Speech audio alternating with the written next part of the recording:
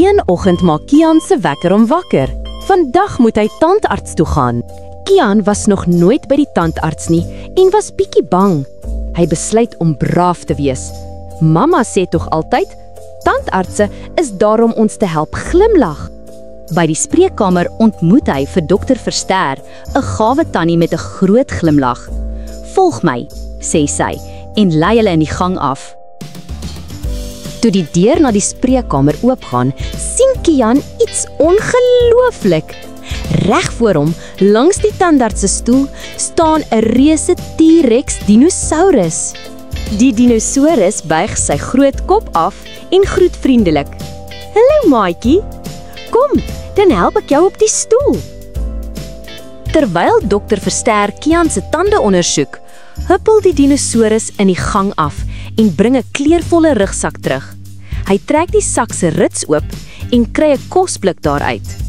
Gretig eet hy alles daarin op: sjokolade, suigstokkies en koekies. Hy vat ook 'n groot sluk borrelende gaskoeldrank. "Eina!"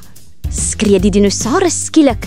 Hy gryp met albei sy kloue aan sy kakebeen en sê, "Ag nee, my tande is seer." In 'n blits swaai die tandarts haar stoel tot by die dinosaurus en ondersoek dadelik sy tande.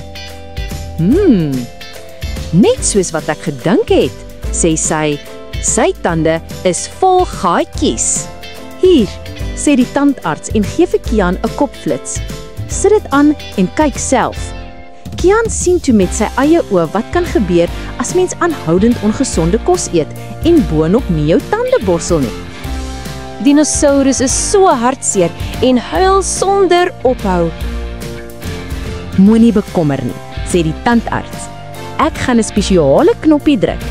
Dan reis ons terug in tyd en kyk ons of ons jou tande kan red." 1, 2, 3, sê sy en zoom, daar gaan hulle terug. In die verlede staan die dinosaurus nou weer glimlaggend met 'n mond vol spierwit tande, sonder 'n enkele gaatjie. Hierdie keer het dinosaurus dinge anders gedoen en op daardie dag in plaas van soetgoed en gaskooldrank het dinosaurus 'n kosblik vol gesonde kos en 'n bottel heerlike water gehad. "Moenie vergeet om te borsel nie," sê dokter Verster nadat die dinosaurus geëet het en gee vir hom 'n blou tandeborsel en 'n blink buis tandepasta. Die dinosaurus vat die tandeborsel en begin borsel op en af, links en regs, in sirkels en selfs oor sy tong. Toe hy klaar is, blink sy tande soos sterre. "Mooi, mooi, mooi," roep Kian. Dokter Verster glimlag en sê, "Jy kan ook jou mooi tande hou soos dinosaurus, eet net gesond en borsel elke dag." Die seentjie knik trots. Hy was glad nie meer bang vir die tandarts nie, want hy het nou die geheim van sterk en blink tande geleer. Hoop julle het van die video gehou. Hou van en teken in, okay?